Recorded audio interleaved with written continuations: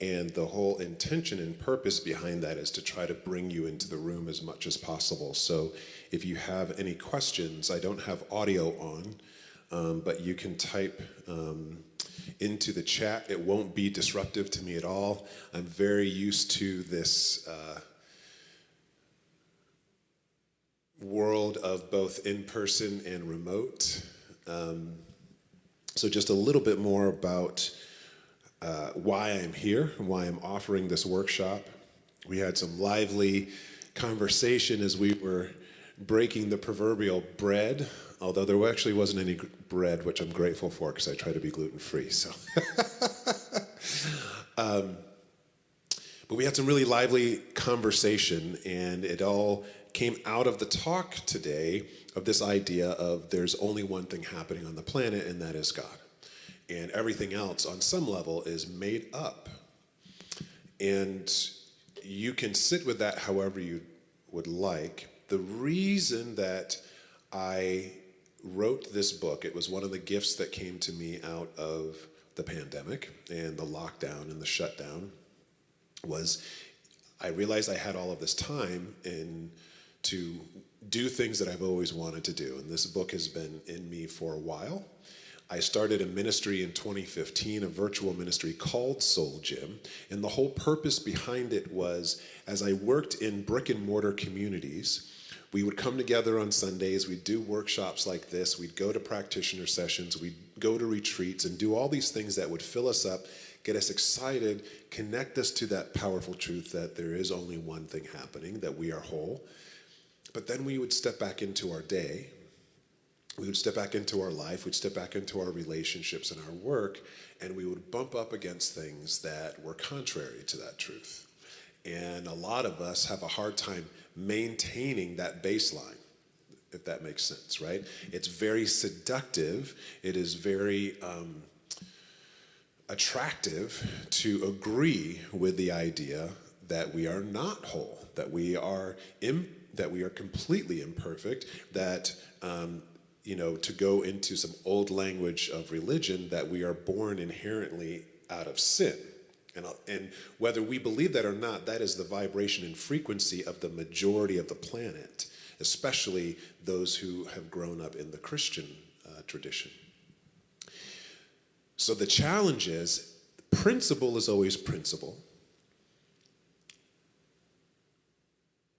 but actively engaging with the principle consciously is what I believe Ernest Holmes has always challenged any practitioner to do. Whether you are a certified practitioner or you're just living your life, we are all practicing the presence. We are all practicing this thing called the creative law. A lot of times we do it unconsciously. The law's still working. When we walk around and we've got those looping thoughts of negativity about ourselves or someone else, the law is still going, okay, let me take that and let's bring it forward. My whole life I have struggled with my body and its size and the image and what, if I loved it or not. And one of the things that always put me into a positive relationship with my body is when I would regularly work out and exercise. Whether it was doing yoga or going to the gym, swimming in a pool, getting on a bike, when those muscles were activated, not only was I chemically doing something to make my mental state better, but in terms of the actual strength of my body, or the flexibility or the agility of my body, or its capacity to be resilient to health challenges, when I'm exercising this thing, it's better. When I'm not exercising it, it kind of goes to this baseline that's okay, it allows me to get by, but then there's this like atrophy, literally and figuratively, that happens in the muscles. And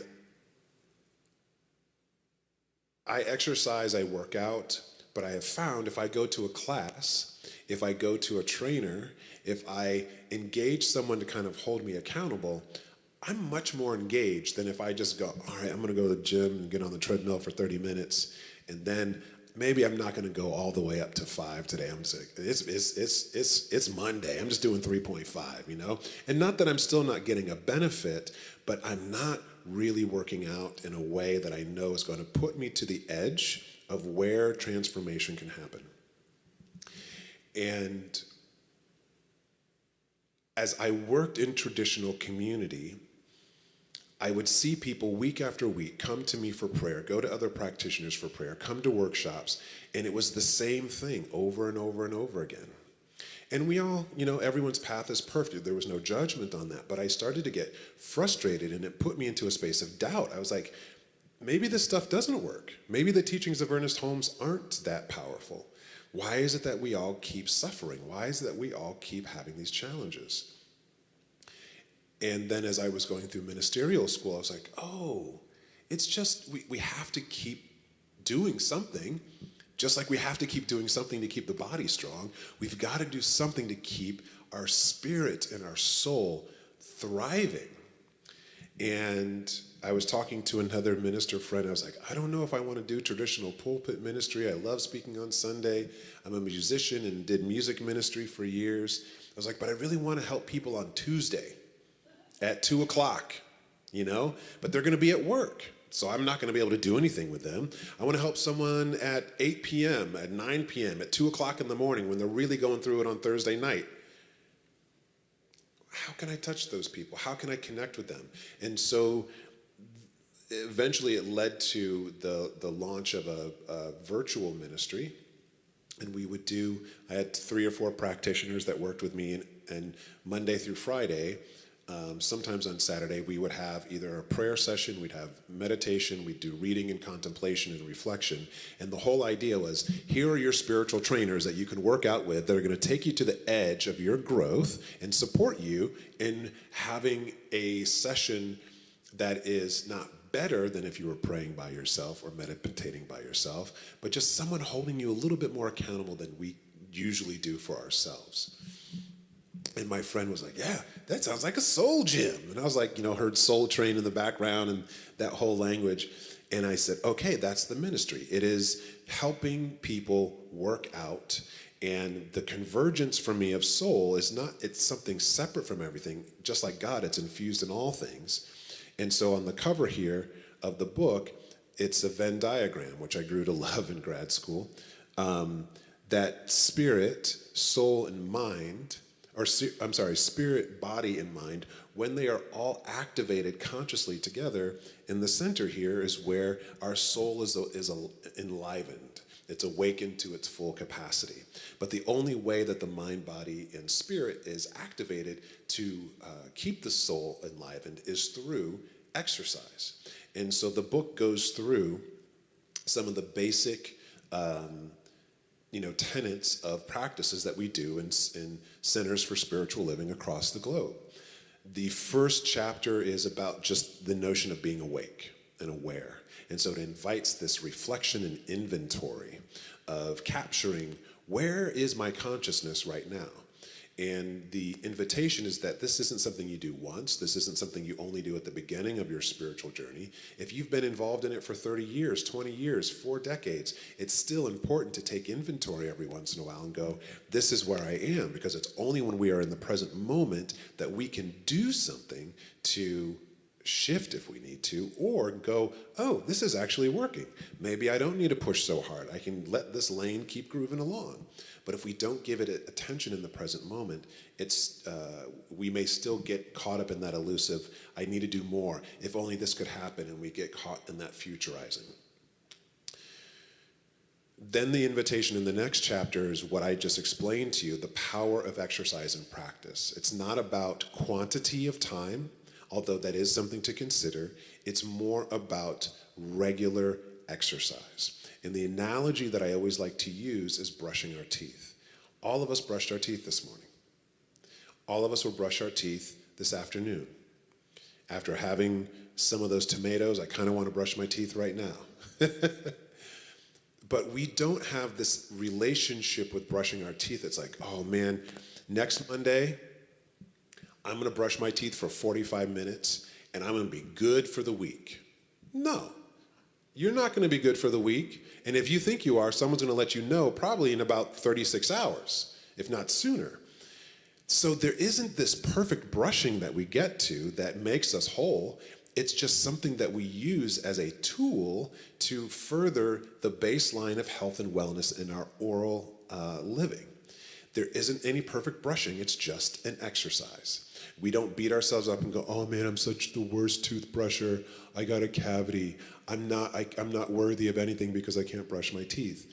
But that's the game that we play with ourselves in some of the other realms of our life. So to approach our spiritual practice is nothing more than something to do routinely every day. Some days you're going to wake up. There's days I don't want to brush my teeth. I'm tired. I just want to go lay back down on the bed or drink some coffee or whatever it is. But I know I need to do it. I don't question it. Does it take me that long? No. Is there something to be said for 30 minutes, 45 minutes, an hour of meditation? Absolutely. But the benefit of meditation is less realized in a long endurance training. It's regular exercise every day. So a lot of folks that I meet want to meditate more regularly, and they say, oh, I don't have enough time. And I politely use an expletive with the letters BS. I said, you've got all the time you need. You're just not making it a priority. And you're probably playing a game on yourself of that you need 30 minutes, 45 minutes, an hour, twice a day, every day, in order for it to be the most beneficial meditation. If I can't do that, then I may as well not do it at all. 1 minute of powerful, conscious choosing to hold your attention in the moment as best you can. That's the fundamentals of mindfulness. Paying attention to the present moment on purpose. That does something for your physiology. It does something for your mental and emotional well-being. So the mind, body, spirit come together and the soul is activated in just a minute. And just like brushing your teeth, you can go on with the rest of your day, just as long as you come back and do it again at the end of the night. So the suggestion is to, our lives are rich and full, so, in terms of discipline, oftentimes having it scheduled at specific times, I think, is important. But I have a life that's very, sometimes chaotic, so I don't always meditate at the same time, but I know it has to happen every day. Ideally, I like to meditate in the morning to set an intention, to raise my consciousness, if you will, to remind myself that there's only one life, that life is God's life, that life is perfect, that life is my life now, because I may have dredged in some other untruths from my dreams from the day before. And so I go, all right, okay, so this day, whatever I have on my calendar, whatever I'm excited about, whatever I'm worried about, I'm going to sit in an intention that's going to put me in powerful relationship with it all. Today I choose patience.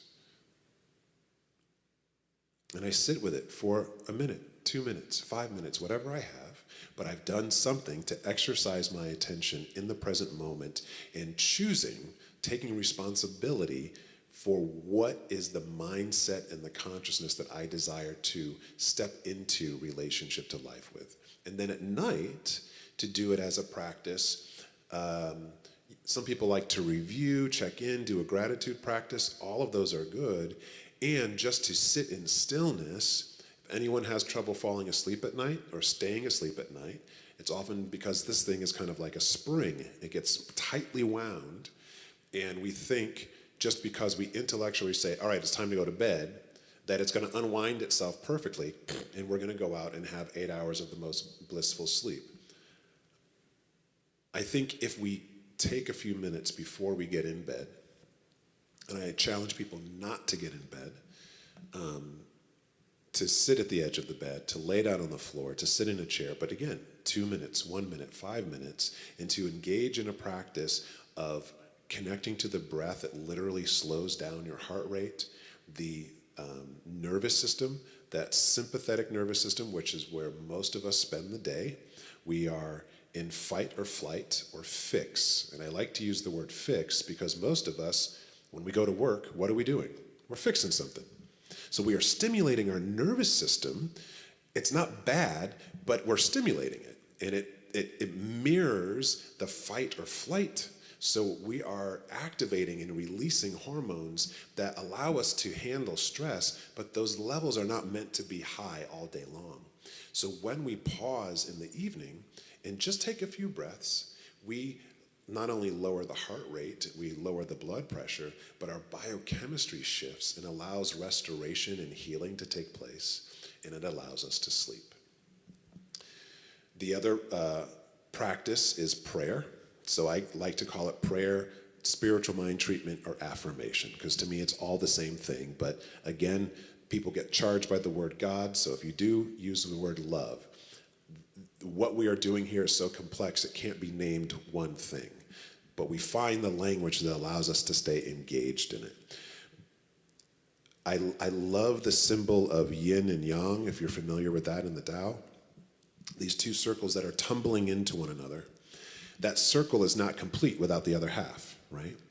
I like to think of prayer and meditation as those two halves of the circle. A lot of people want to pray, and then they get frustrated because prayer is not answered. That is one of the most common challenges that I bump up against teaching this philosophy.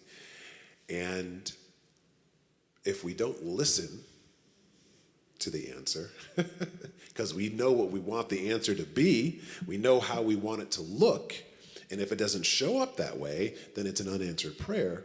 No, nothing goes unanswered. It just may not be what we're expecting. To create that space of reverent listening in meditation, to me it's like a complete protein, right?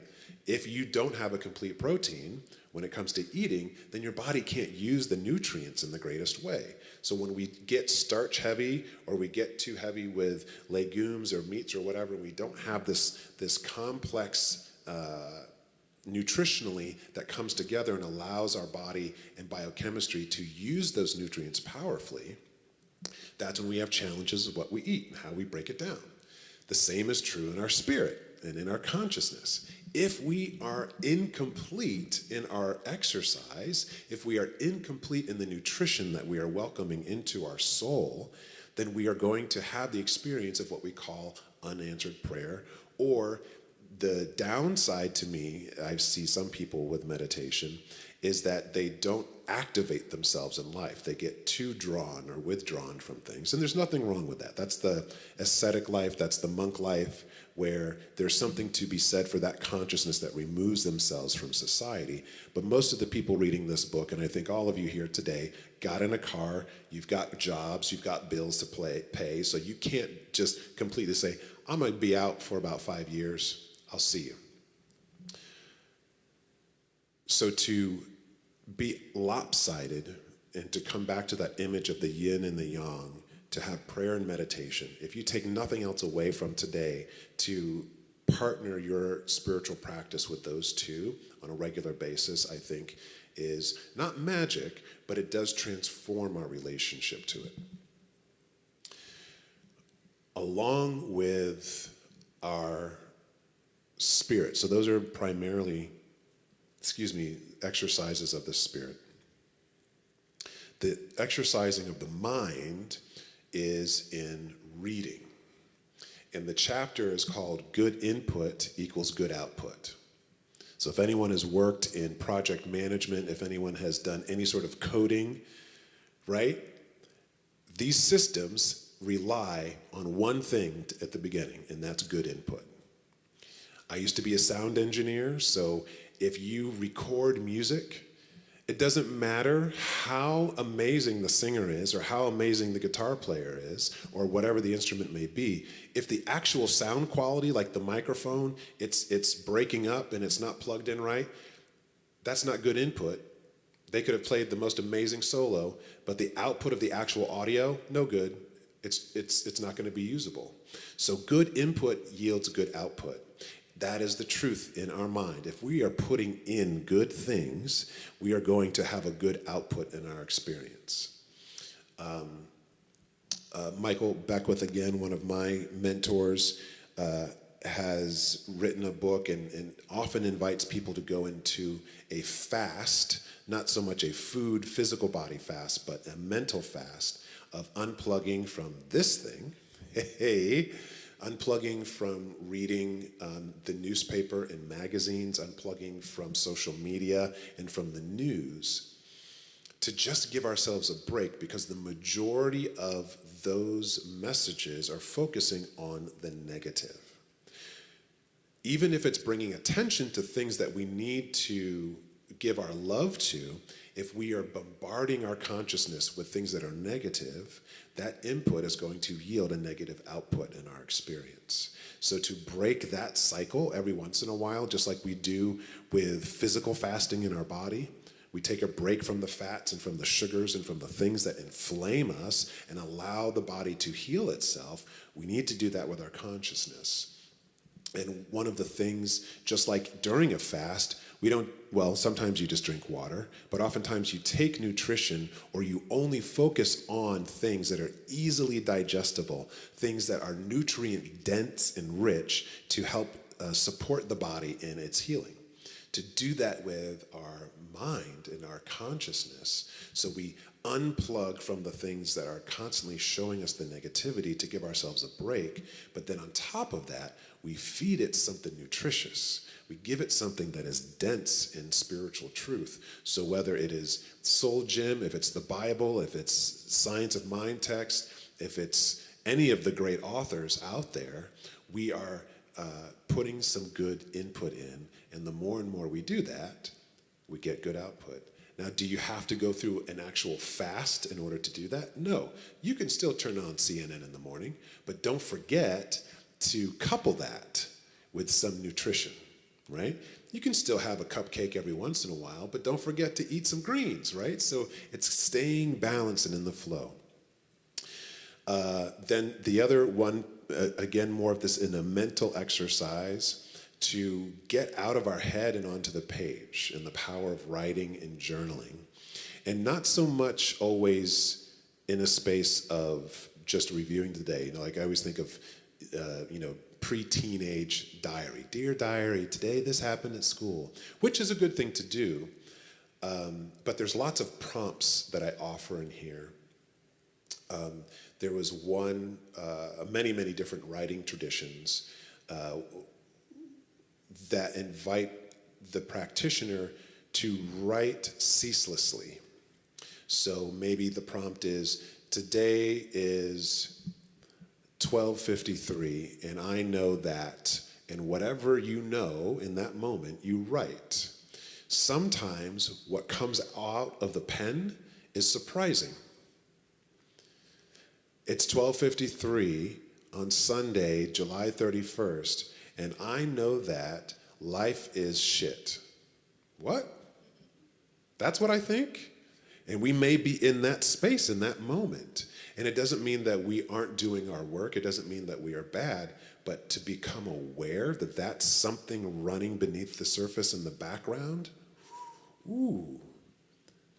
I always like to use analogies of our actual living. So those of you who interact with computers and our phones, there's always something running in the background, that operating system that helps things function. And every once in a while it gets a little clogged, and what do you got to do? You got to reboot it. So one of the ways we can reboot ourselves in our spiritual practice is to remember that there's things running in the background that a lot of times we don't give conscious attention to, and to engage in some sort of practice to pull that out. And I think writing is a very powerful one that you can use. Of course, you can always do traditional therapy, you can do coaching, spiritual coaching and direction, you can do practitioner work. But if you're doing this and it's your soul gym that you own, that you're doing in your time when it's convenient for you, this is a way of kind of being your own practitioner, if you will, being your own counselor, and welcoming to come out, to flush out some of that stuff in the background that may not be serving. And again, in that moment of awareness, we are empowered to choose. And then there's two other chapters. The last one is visioning. Is anyone not familiar with visioning? It's a little bit different than creative visualization. And the difference is there's that visualization of like where we see ourselves successful, right? So I see myself giving an amazing presentation at work. I see myself on the scale and it's 20 pounds lighter. Whatever it is, we kind of put ourselves into that future cast. Is that what you're speaking to?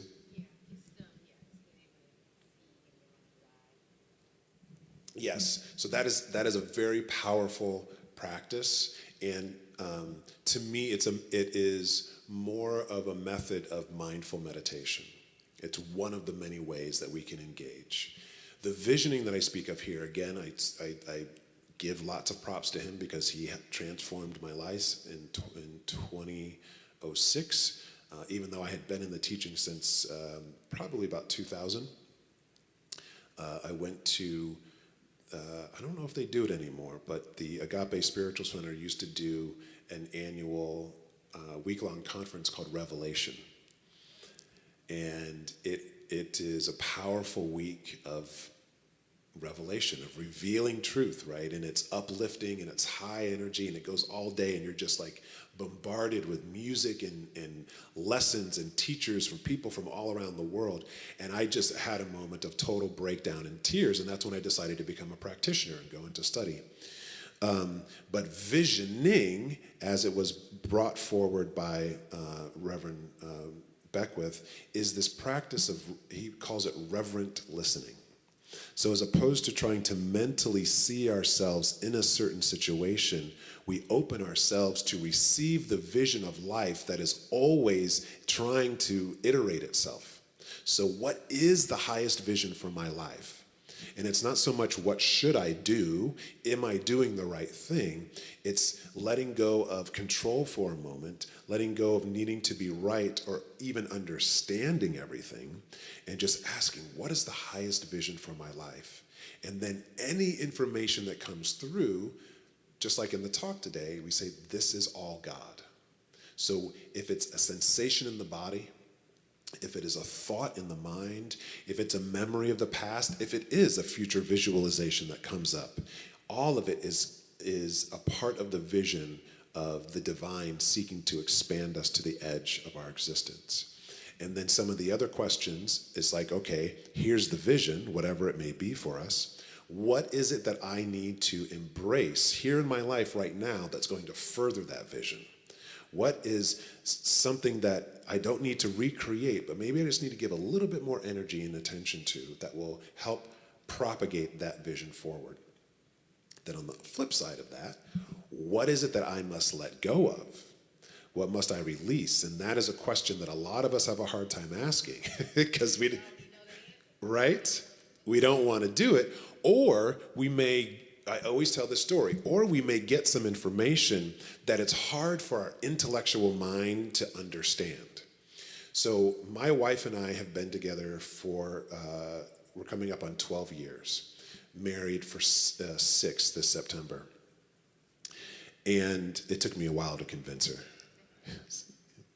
Just kidding. No, it really did. She was like, I ain't getting married. I'm like, okay. But when we first started dating, I was in a regular practice of visioning at least once a year as a part of a New Year's spiritual practice. And so we started doing that together. We actually started doing it at her holistic health center for her patients. And oftentimes when I'm in the space of leading something, I'm available, but I'm there to be of service. So I kind of get my personal self out of the way. And so I'm asking the questions. What is the highest vision? I think at this point we'd been together for a year and a half or 2 years. And we get to the question of what is it that I must release in order to support this highest vision of my life? And the way she spells her name is C-A-R-I. And like bold letters, huge font in the screen of my mind, what is it that you must release? Carry. And, I didn't outwardly, but I did, one of these inside my head. I'm like, what are you talking about, Willis? We just started this relationship. Everything's going so well. And I got really scared for a moment, but I had enough understanding of this practice that oftentimes information will come to us that in the moment we may not understand. Our only job is to capture the vision. So all I did was just write down, what is it for me to release, carry. Once I was done leading that workshop and I went into my own reflection, I got really humble and honest with myself. And I'm like, what does this mean? Give me some guidance. I'd been married once before and divorced. And the awakening that I had, it was actually the beginning of my deep spiritual path, was going through that divorce. I realized, I have a tendency to be codependent. Anyone know the Enneagram? It's an archetypal system. There's 9 types. That's a whole other workshop. I won't go into it. But just to illustrate this story, I'm on the Enneagram as what's called a 2. I'm a giver and a helper. So I'm constantly looking to show up. And the dark side of that personality is that I find my value in having others need me. Right? So all of a sudden I had this rush, I'm getting chills thinking about it. I had this rushing download that it wasn't that I needed to X her out of my life. I didn't need to break up with her. My internal relationship with another significant other in my life, I needed to let go of the old habits and behaviors. And if I didn't, the vision of us coming together and expanding life together was not going to happen. I had proof. We say that the past is not precedent, but I had some data called a failed marriage the first time around. And, I own my part. My ex-wife had her part. But my part in that is that this codependency was so tight. It didn't give anyone room to be themselves. It didn't give room for the relationship to grow. So in asking that question initially, it was just like, I'm supposed to break up with her? What? But there was a deeper vision behind that. There was a deeper understanding. And the only thing that I attribute to not reacting to that actually was the fact that I was in regular practice. And I knew to be still and not to react, that there would be a powerful message and response to come through. And that to me is a powerful way that visioning supports us. A lot of times we want to know, what should I do? There's a certain thing that I should do. And it was like, this is actually something that you need to not do, Darrell, that is going to support your life. And if you are willing and humble enough to embrace it, you will expand relationship like never before. And it happened. It did expand our relationship. So visioning is a practice that I think, I love it. You can do it in business. You can do it in relationship when you come together with someone, whether it's romantic or friendship. You can do it for anything new, anything that's seeking to find some resurgence. The community that I support in Chicago, it's been in existence for years, and we're just feeling a little flat. And so me and the spiritual director and the music director, we got together and I was like, let's do some visioning. Let's just see. We've just been kind of doing the same thing. And if you keep doing the same thing, you just keep getting the same results. I'm hearing we want some new results, so let's ask Spirit, what is the highest vision for our community? And then lastly, in the book, I just addressed this idea of what is a soul practitioner? Who is a soul practitioner? Because we do this thing in our humanity where we set ourselves up and say, I can do this when I reach this point, right? I can become a soul gym practitioner. I can become a practitioner at Spiritual Living Center of Atlanta when I stop doing this, or when I start doing this, or when my life looks this certain way. And the whole message is, it doesn't matter what your life looks like. There's no certain way it needs to be. You just need to start working out. And it's that which will transform.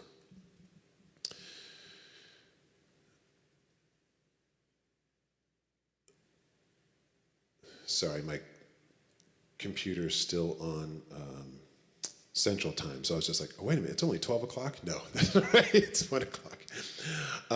So our time together is 90 minutes today. And I thank you for allowing me to kind of explain the book, but I think it's important because this is the crux of the work that we're going to do today. I want this to be engaging. I don't want this to be a passive reception. I hope that you came here to do some work with and for yourself. Shannon, do we have paper? I meant to ask, I'm sorry I didn't ask that before, and something to write with. You may get some hits. If you didn't bring your own things, those of you online, I highly recommend having something to record some thoughts. And I'm going to take you through a handful of exercises. as a part of this soul gym. But before we get to that, I just wanted to see, I'm going to pause and take a sip of water, but are there any questions, any thoughts, any what the hecks around any sharing so far? Yes, ma'am.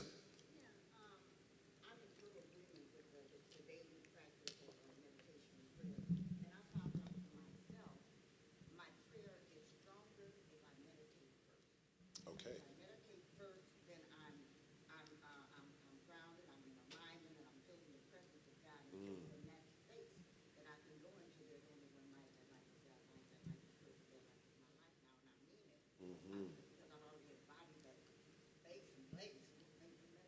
Yes.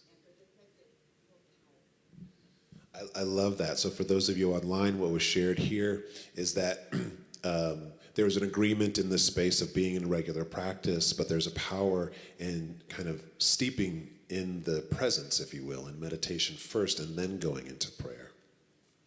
And that's actually one of the things that I highlight in the book. You know, these don't have to be these like disjointed practices, like now I'm going to go meditate, and then I'm going to go over here 10 minutes later, now I'm going to pray, and then let me come over here, and now I'm going to vision. It's like you can sit and do all of these in 30 minutes if you want, or less, and to tack on a prayer at the end of a meditation, and then to flip that the other way. Sometimes I've had some really powerful meditations when I consciously direct myself with truth in affirmation, especially when I want to sit down and I'm squirrely. You know what I'm talking about? Like the body doesn't want to sit still. The mind definitely doesn't want to sit still. I'm worried about something. I'm trying to like fix and manipulate my life, and I just go, okay, Darrell, take a break and recognize that there's one power and presence. It is loving, it is whole and complete, so you can let the world go and take time to nurture your soul. Here and now, my intention is to be in a place of love, to be the place of love, and to have love know itself as this practice. I'm so grateful right here and now for the fulfillment of love as my meditation, and so it is, and then go into the stillness. Sometimes I got to prime the pump that way in order to slow myself down, you know, so we can flip it either way. Thank you. What was your name, by the way? Okay, wonderful. Thank you for sharing that, Victoria. Any other questions, thoughts, what the hecks before we move into a little bit of practice? Yes.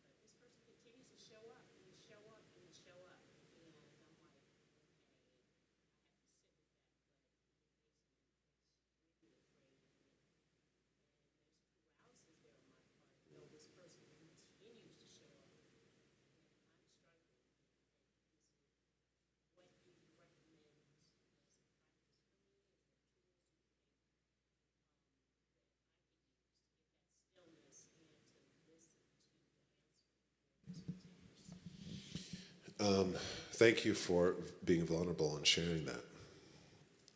We got to keep it real, right? I love it because this is the life that I want to live. It's called practical spirituality. You know, keeping it real. The other week when Reverend David was in Chicago for the International New Thought Association Congress, one of the other ministers got up, and it was just a really powerful, in terms of language.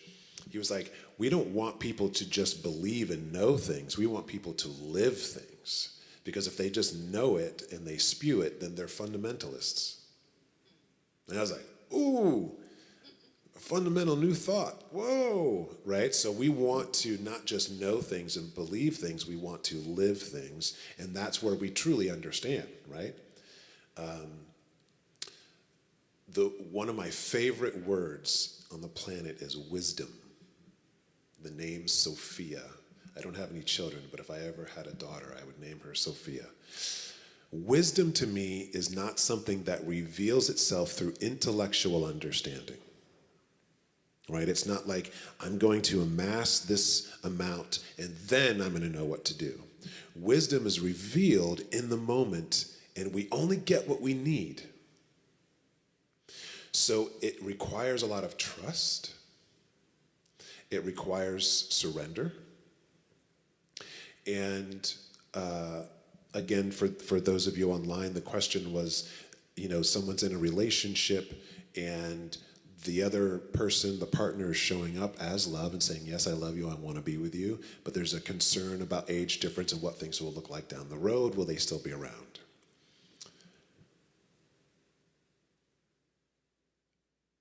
Does anyone invest in here? Like in stocks, bonds? Not yet. Anyone get really creative and do the whole cryptocurrency thing? So you invest, yes? Do you know what your return is going to be 10 years from now? Sure. Absolutely. But this is where consciousness comes in. When we say yes to high risk, we say yes to high risk. And as long as we hold that and go, okay, I'm holding this. This is a little bit of a different situation than that, CD I can get from the bank where I'm only going to get, 0.8%. I'm trying to go for 10. So I want the big returns.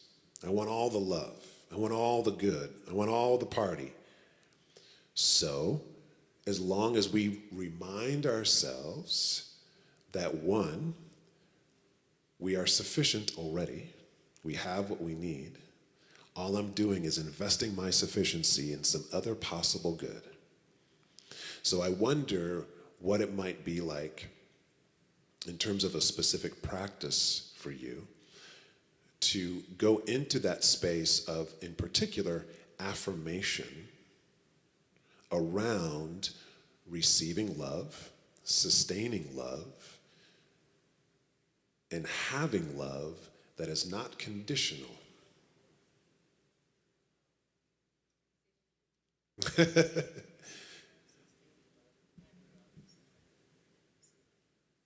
Conditional. And if you want to go really, really deep with it, which I'm hoping you do, I think you do,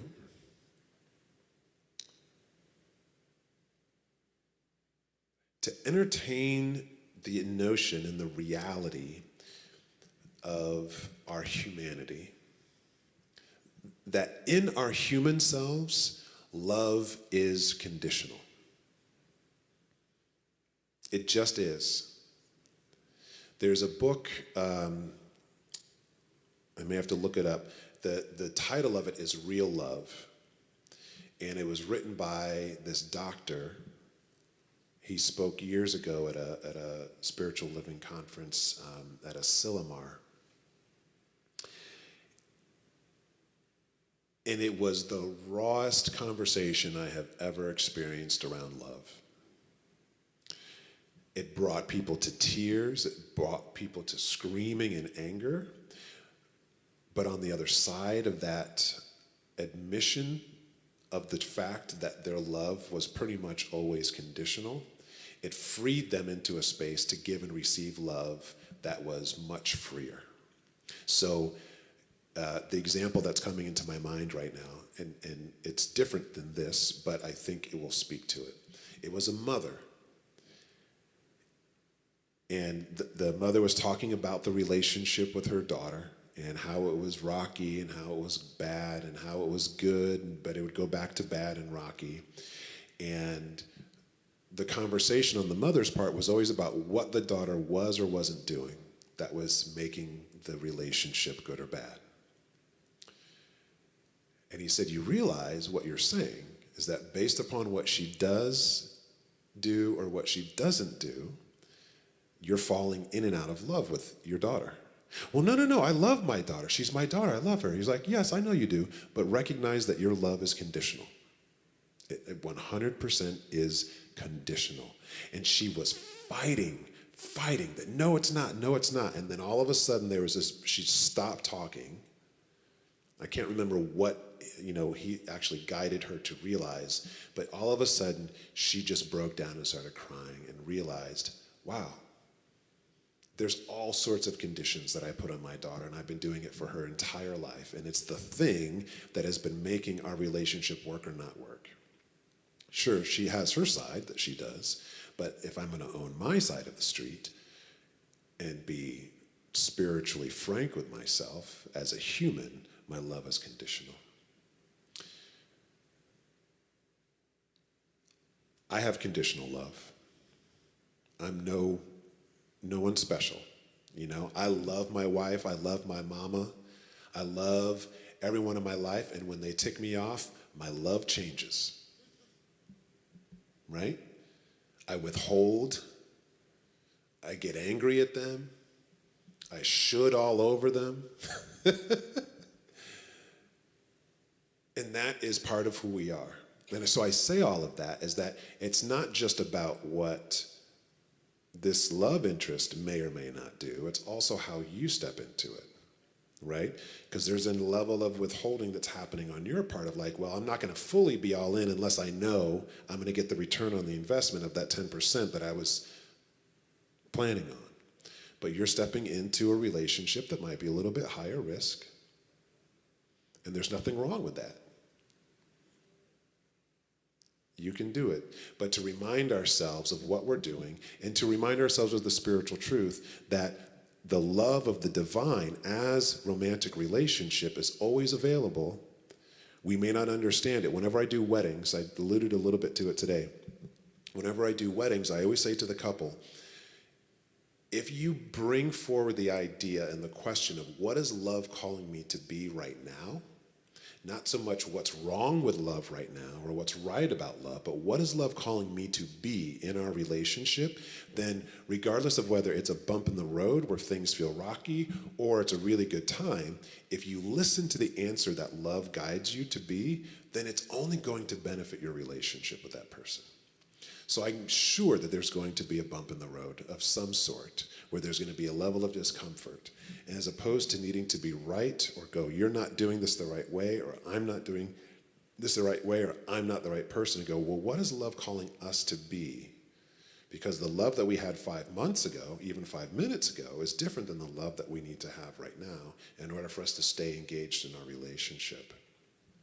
So to ask that question of yourself sometimes, what is love calling me to be in this relationship? It's calling me to be patient. It's calling me to be humble. It's calling me to be giving. It's calling me to ask questions of my partner. Are you still in this? We may not want to ask that because we're afraid of what the answer might be.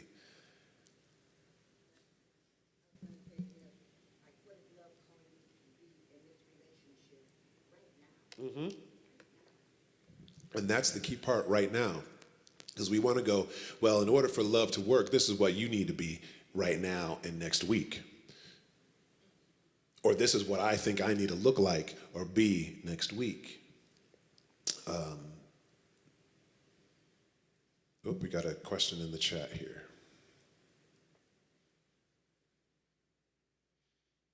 Oh, I'm sorry that you couldn't attend in person, but glad that you are here with us, Adela. Any other questions? Yes, ma'am.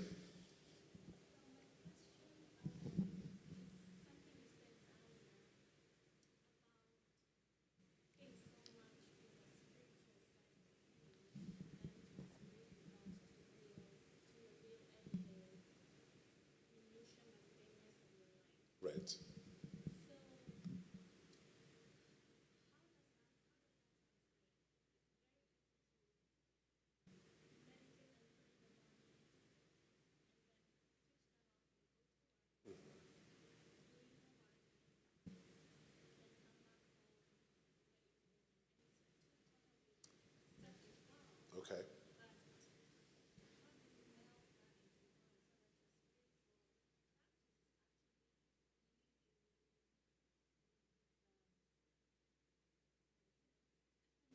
Sure. So the question was, how do we take these kind of, I like to call them disciplined times of practice, right? How do we carry them into our mundane life? How do we carry the high holy moment of meditation or prayer at 7 in the morning to the meeting that we have with a client at 1:30 that we actually don't like that much? But we still got to meet with them because they're our client, right? How do we carry that in? So there's two answers. Neither of them are greater than the other. They're just two ways of, I think, coming back to the principle that exercise is the way, regular exercise is the way that we sustain. So as long as we are doing regular exercise every single day, it gets easier and easier and easier for us to carry whatever realization, truth, calmness, peace, love, serenity. It's easier for us to sustain that beyond our moments of disciplined practice. But that, on some level, only arises out of sustained practice. The other, much more practical, pragmatic thing is to use our mundane life as opportunities to engage in practice.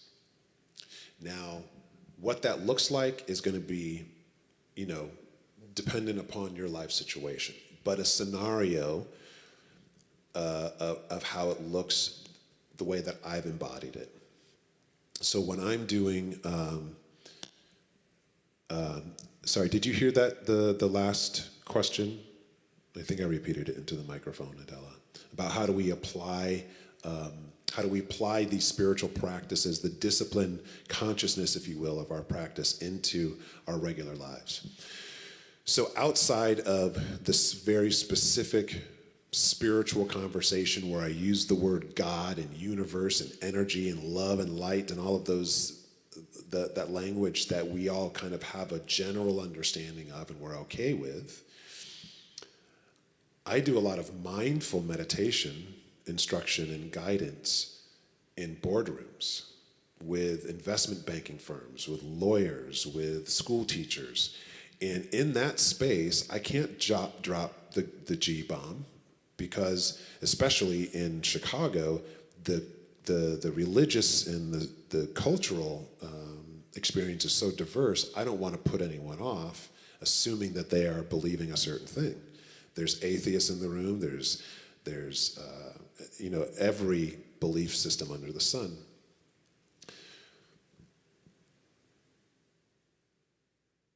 It's challenging to do that because my vernacular, my common language is to say spirit, is to say love, to say God is good all the time.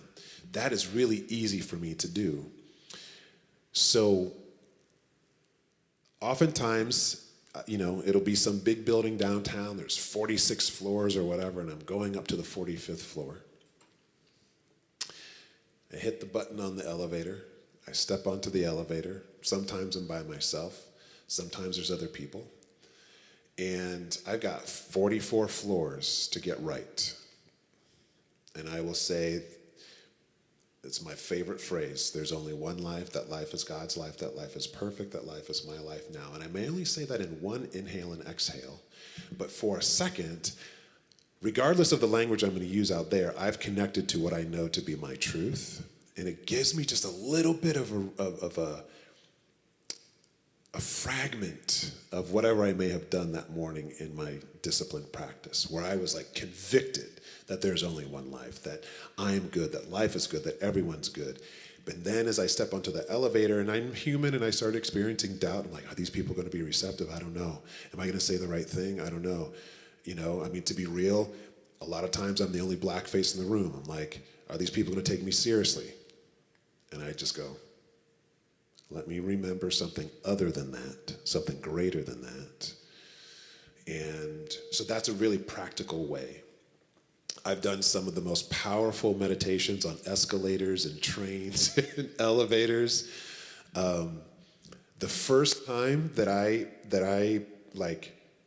prayed with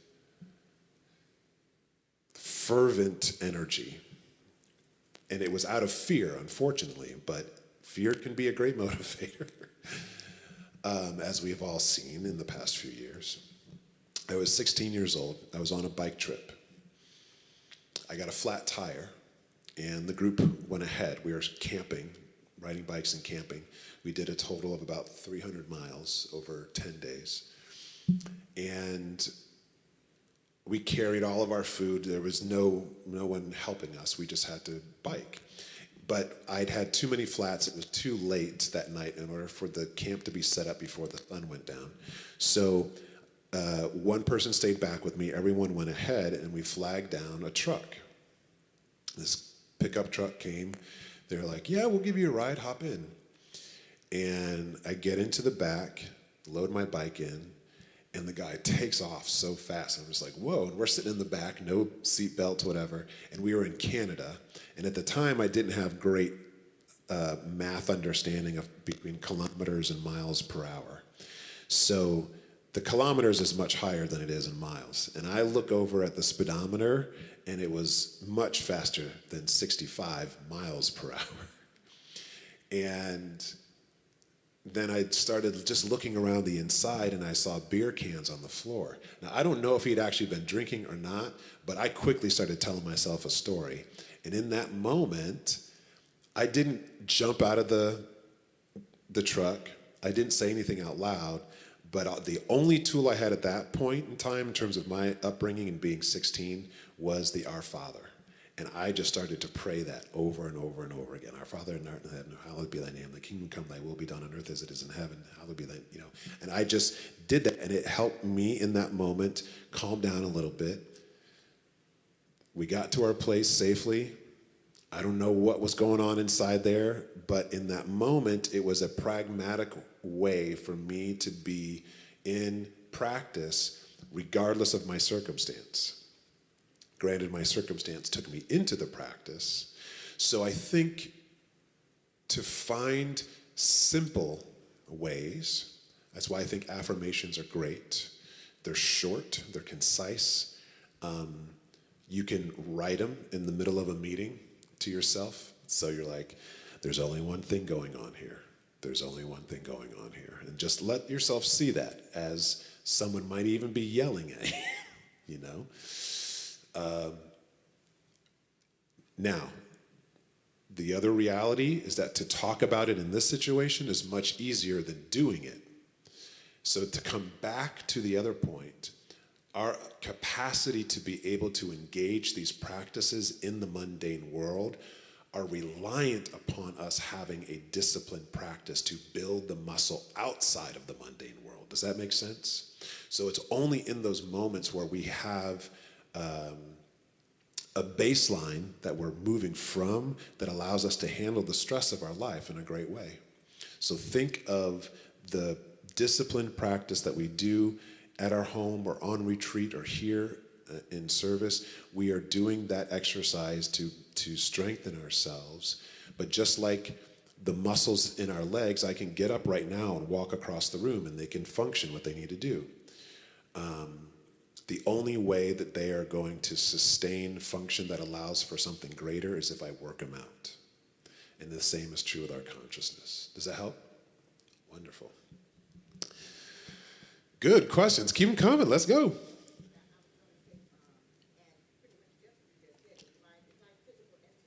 Mm-hmm.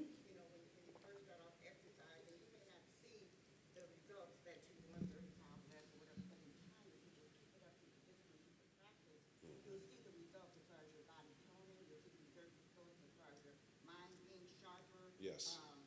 Stress level will go down. All of these things will be a result of you doing it over a period of time. And spiritual practice is the same thing. You do that over a period of time, different things will just show up or happen in your life. Just like the other day,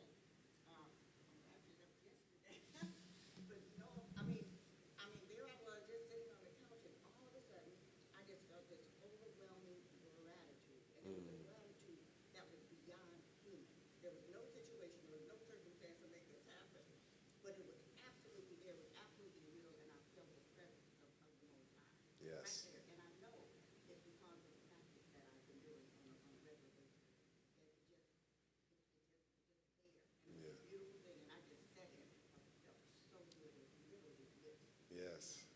And I know Brittany. Yes, indeed. Amen. Well, I don't really have any questions. That question that she asked was essentially the crux of my current situation, demise right now, Mm. is learning how to balance and manage my own. I'm a very exuberant personality person, and I like that about me. But it's either I'm up or I'm down. Okay. It's not always easy to find that middle level. Mm. And then working in this mundane, oh, and then working within this mundane framework, going to work every day, driving. I mean, I resigned from my previous career. I was in education, so that I could get out and start my own business. Mm. You know, I started working in the career that I want to be in, which is natural healing.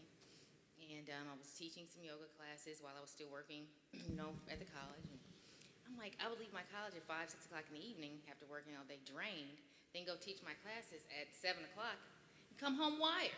Yeah. And I'm like, well, how is that possible? I thought I was going to be so tired I couldn't even teach tonight. But, I'm not doing what I'm supposed to be doing. So I'm feeling drained. And my question was just synonymous, similar to hers, is how do I maintain that space that I'm creating at home with my meditation practice, that, right now, how I'm feeling now, and then bring it home after work, because that cycle over a decade or so or more, had me dealing with self-medicating Mm-hmm. and addiction. Yep. And so, and that held me back for a long time in terms of how far I could go. But I never gave up, I never stopped, but I just never found consistency and balance. And so now at 45, it's kind of met me back again around the other circle. And I didn't realize a lot of the bypassing that I was doing with working on myself throughout the years. And now I'm ready.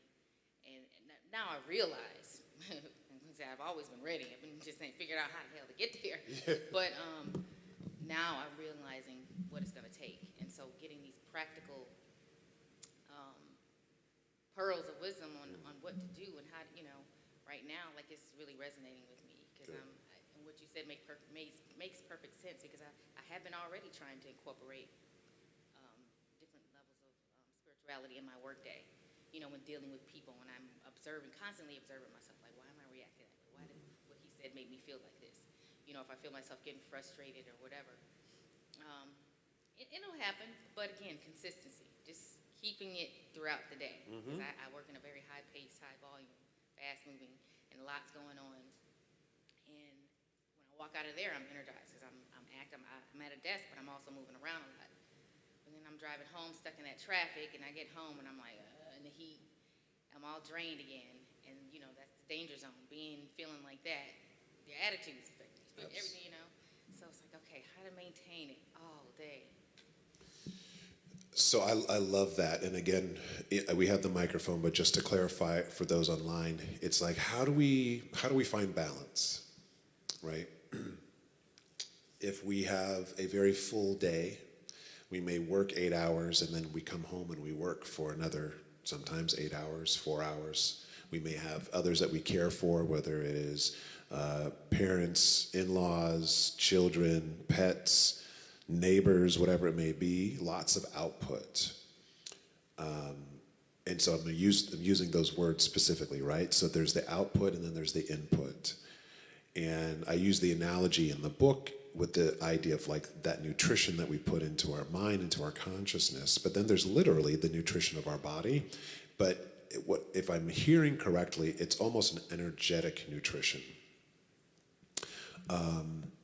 And God is all that there is. And so I love, some people call it woo-woo. I like to get woo-woo with it all, because I think there is a powerful, powerful relationship with the divine that exists in the realm that we cannot see with the human eye, that we may not be able to even touch physically, but we can know it in our experience and how we feel. So recently, a balancing practice that I do And I will do it today before I get on the plane because I've been in a big output mode and I love doing it, but I will probably leave here, and if I had my druthers, I'd go eat a whole pizza. That would be a way of kind of like filling a literal hunger, but then there's something else behind that.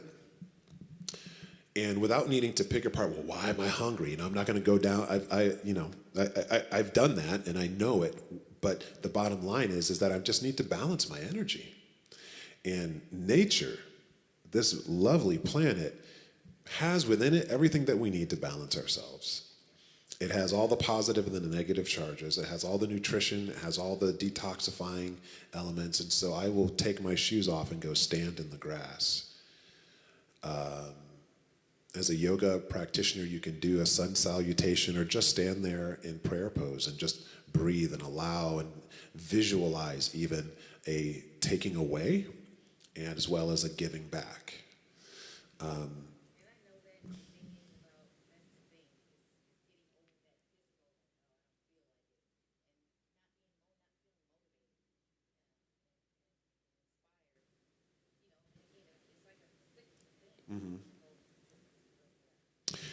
So, both of you, this was another pragmatic thing I meant to mention, and this speaks to it right here. One of the ways that I love to use mindfulness is as a transition tool. So this is a not so much trying to get into a really deep meditative state. It's just taking a pause as we go from one thing to the next and allowing ourselves to unplug from whatever we were doing and then to consciously plug into the next thing that we're going to do. Think of those old switchboards, right? Like you can't hear the conversation over here until you unplug and plug in over there.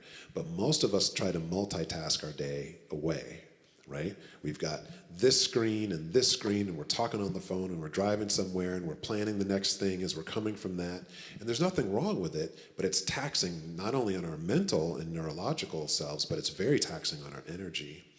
So I'm assuming there's a transit system here, but most people drive, right? Marta Smarter. Okay. So whether you are on public transportation or you are in the car, maybe not so much while you're driving, although you can do some very deep breathing while you're on the road, but just before you get out of the car to go.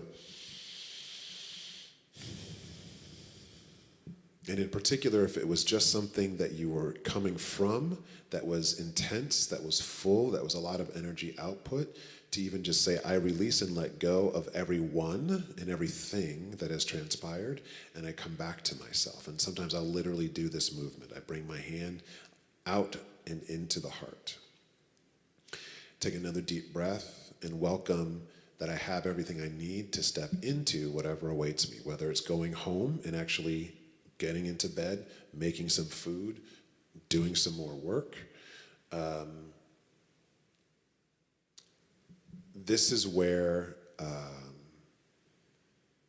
I believe, and again, not a doctor, but I'm around that conversation so much, I pick up little tidbits and try to find the, maybe not literal data-driven correlation, but I think there's still a spiritual correlation.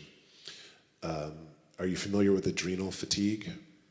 So our adrenals sit on top of our kidneys, and those are the things that help us manage energy. It's part of our endocrine system.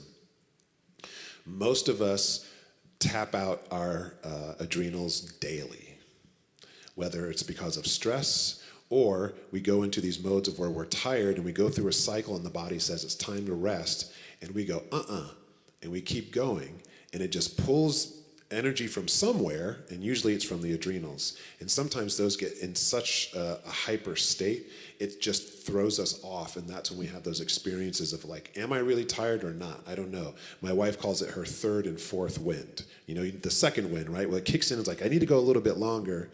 She'll come home after treating patients from 10 o'clock to 6, then she'll do a talk or a class like this for new patients, and then she'll be talking on the phone about a new plan for something, and then she gets home at 8 o'clock, and then she's just like, ding! She can't turn it off.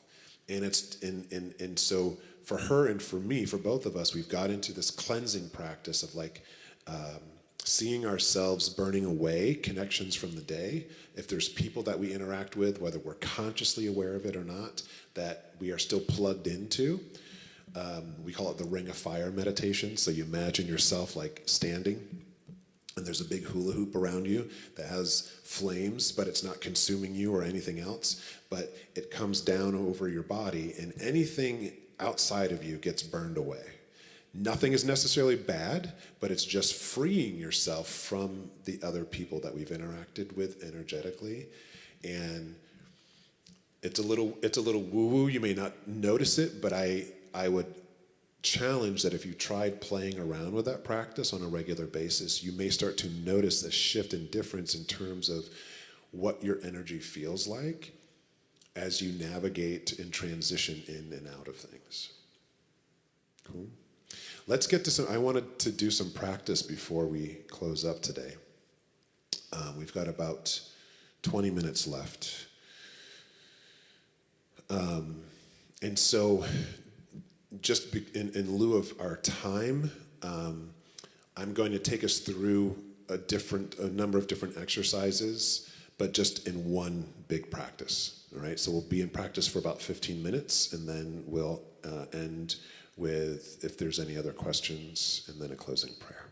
All right.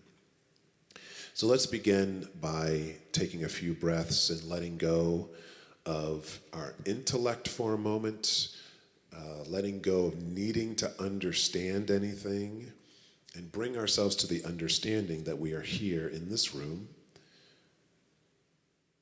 Whether in this room with me or you are virtual elsewhere, you are in the room where you are, so acknowledge and feel your body in the seat, your feet on the floor, your hands in your lap, the sounds of the environment, and just allow yourself to be present to your senses for a few breaths on your own.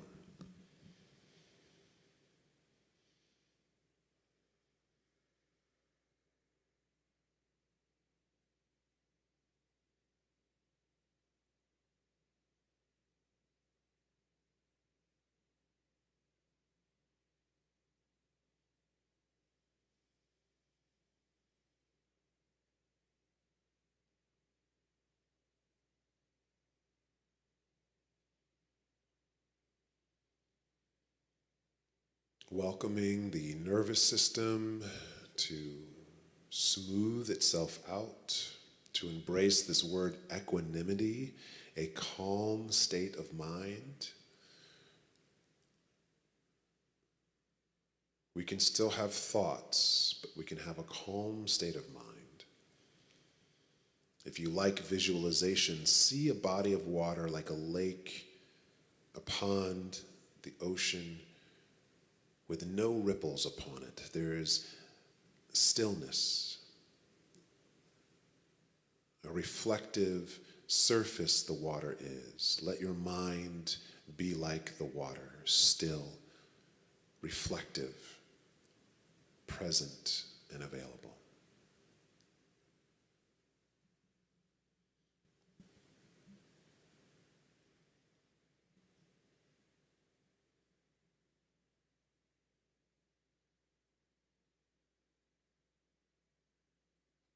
And we check in with the self.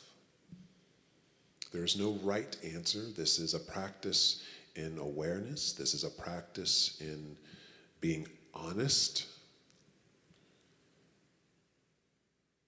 Overall, in this moment, is your experience of being in your body and mind positive, neutral, or negative?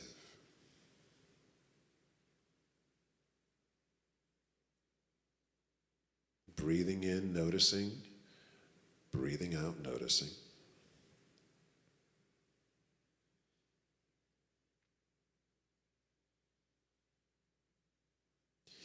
If you notice a positive sense, then affirm and recognize and celebrate that positive state of mind, body, and heart. If it is neutral, honor that evenness of neutrality.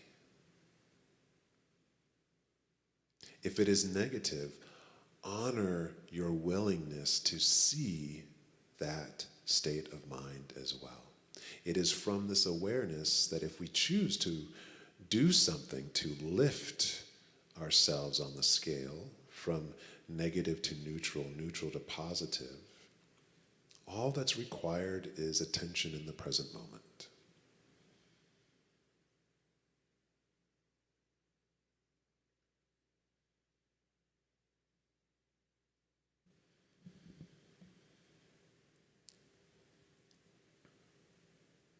And now let your amazing imagination, your amazing computer of the mind that stores all this data information, pull up the files of memory of the past week. This is an inventory. This is getting present and aware of your personal soul gym, regardless of what the practice was. Did you practice every day? 7 days in a row from last Sunday? Did you practice 6 days? 5, 4, 3, 2, 1. And this again is just a practice in becoming aware.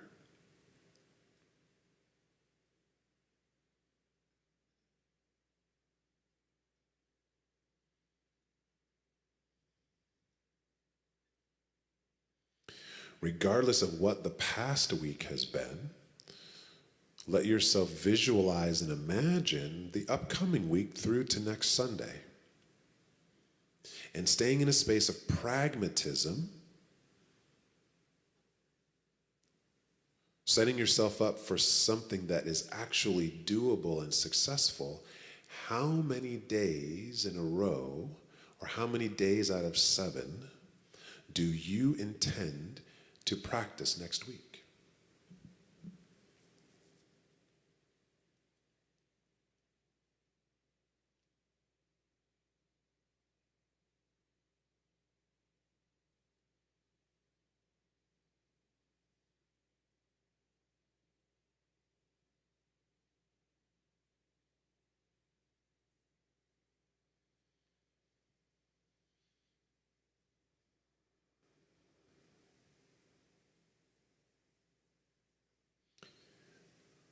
We have talked about many different practices and exercises that you can engage in your soul gym. Affirmation, spiritual mind treatment, prayer, meditation, mindfulness, reading, study, contemplation, writing, journaling,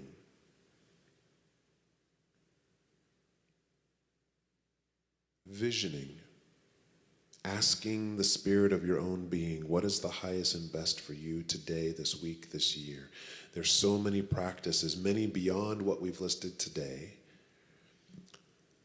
As we move into a few minutes of stillness, ask your soul what it needs in the form of practice this week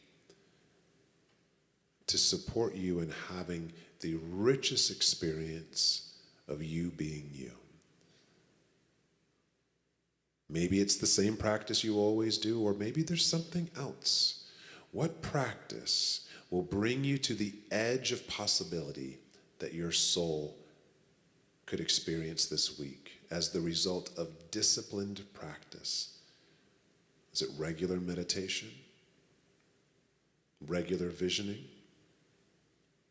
Saturating your awareness with some positivity through the words of some inspirational text? Listen to your soul's guidance.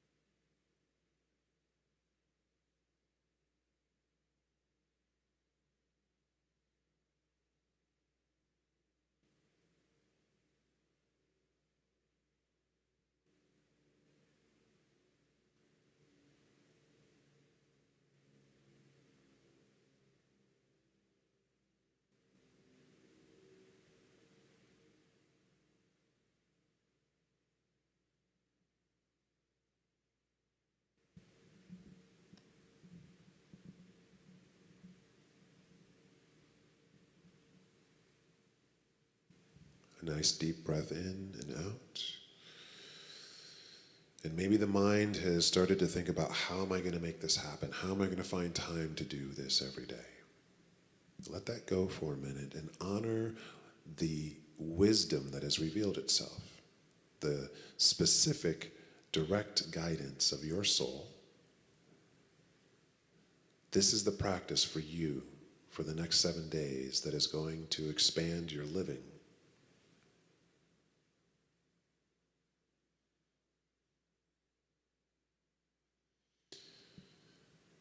Fast forward a week from now. Go into the space of hoping, expecting, dreaming, yearning even. At the end of a week of regular practice, what is the I am statement that you would love to declare? I am complete. I am loved. I am loving. I am wise.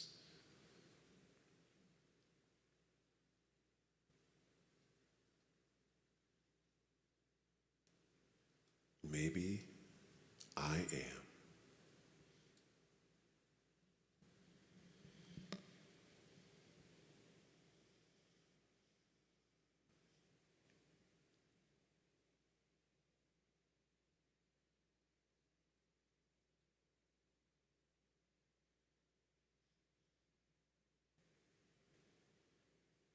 Whatever that I am statement is that you desire to experience at the end of next week, I challenge you to welcome being that I am experience right now. The way to practice that is to declare it.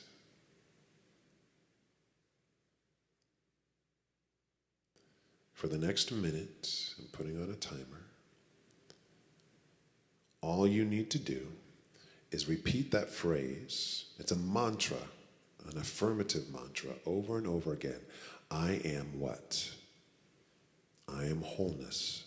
I am peace. Whatever your desire is, the experience you want to have from a week, let it activate right now through repeating this over and over for just 60 seconds. A nice deep breath in.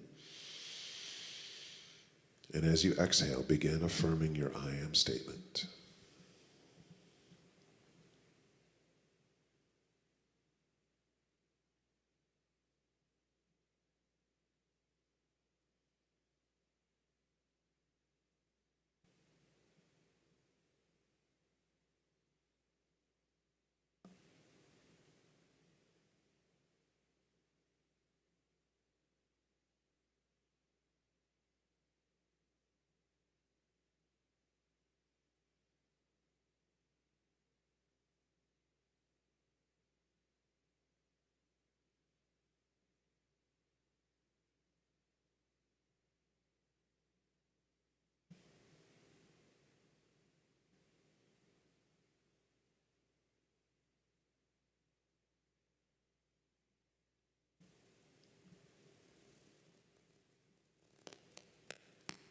Nice slow breath in. And this time exhale through an open mouth, positively activating your nervous system to bring your attention back into the body as you breathe in through the nose and out through the mouth. And as you take in this next breath, if it feels right, bring one or both of your hands up to your heart, connecting to your heart of wisdom, connecting to your heart of love, and thank yourself for being here for you today, for expanding your exercise practices to strengthen and bring agility in a greater way to your soul and experience of living. No one else did this but you. Thank yourself for that. And in that gratitude, I speak a word of gratitude for anything and everything that has come forward today. Whether it is the words that have been spoken out loud or words that have internally been iterated, I know and affirm that everything that has happened today is for our individual as well as collective greatest good. May it serve us not only in this moment, but sustain itself to the best of its ability into whatever awaits us in the rest of this day and evening. May it sustain us into this week as we continue to practice the presence, as we continue to exercise our attention and awareness, as we continue to remember the truth that there is only one life happening, and it is the life of wholeness, it is the life of peace, it is the life of trust, it is the life of God. This is not an exception to the rule, it is the rule of the creative law of life. We are one with it, and it is one with us. And this has been a moment of consciously steeping ourselves in that truth. May it be of the highest and greatest service to ourselves and others. And so it is. Amen.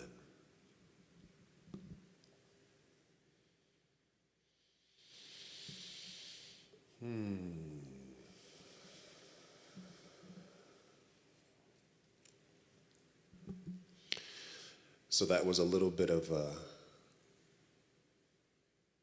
spiritual poo-poo platter, a bunch of different things wrapped up in one. But we were in practice for, I want to say like about 13 minutes. So not a huge amount of time, but it was a huge amount of time.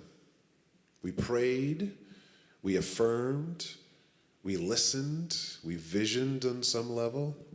We reflected, we contemplated, and there was no actual realization that you had to come to. If you didn't know what your I am statement was, if you didn't have some deeper, at least what you perceive as a deeper understanding of things, the most important thing is you did the thing. You were in the practice. Because that's where all of a sudden, it's just like learning a muscle. Like if you were a kid on a bike, or I think of like dribbling, I always wanted to be, some fancy, like Michael Jordan or something like that when I was younger. And you do this thing over and over again. And then one day, all of a sudden, you're able to go through your legs and switch to the other. And you're like, whoa, what just happened? And then the muscle has been trained. It has some memory that you can do it again and repeat it. So even if we have an opinion and a judgment that we didn't do something good enough or right, you did the thing, and that's the thing that allows life, the thing itself, as Ernest Holmes would say, to have its way with us. So thank you for your time wherever you may be online, for those of you in the room. We have just a few moments left. If there's any questions, I want to honor everyone's time. I do have a plane to catch, but I do have time to chat a little bit. If there's any closing thoughts, otherwise, I wish you all a wonderful rest of your Sunday. Yes. Well, first of all, I want to say how much I truly enjoy you.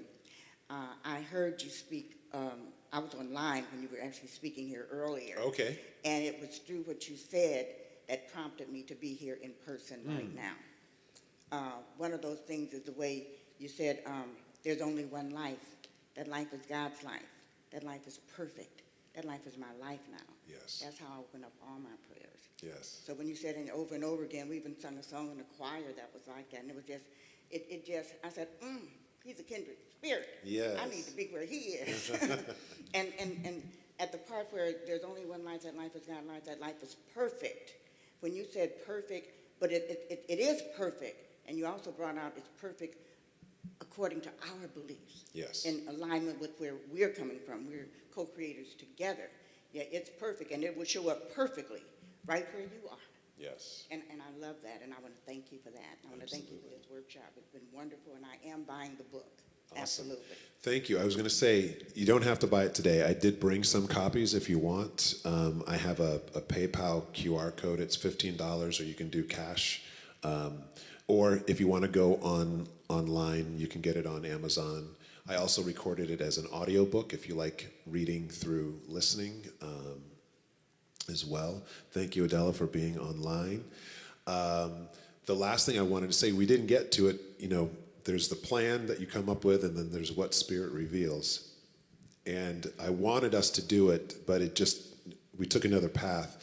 If you haven't done the practice, whether you have beads or not, if you haven't done the practice of sitting first by yourself, but doing it with others, and sitting in the rhythm of there's only one life, that life is God's life, that life is perfect, that life is my life now, and use some sort of tracking device, that's what I like to call this, and do it upwards of 100 times, it's profound. It only takes about 10, maybe 15 minutes. It depends upon how quickly or slowly you say it.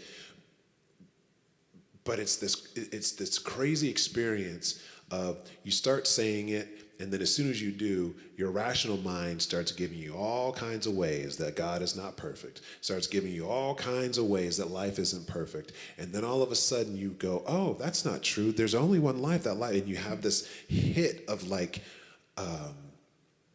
elation almost. And then all of a sudden you're like, well, what am I doing being elated? I can't be elated. There's war going on, and then the mind comes back down into the dregs of life and all the ways that life isn't perfect. And to sustain the practice, regardless of what the story is that the mind tells, that is true training in the spiritual gym. Yeah. But it's profound to do that exercise. It was the reason why I asked Reverend David if we could use that affirmation today. So take that with you as well, and thank you. Peace and blessings to all of you.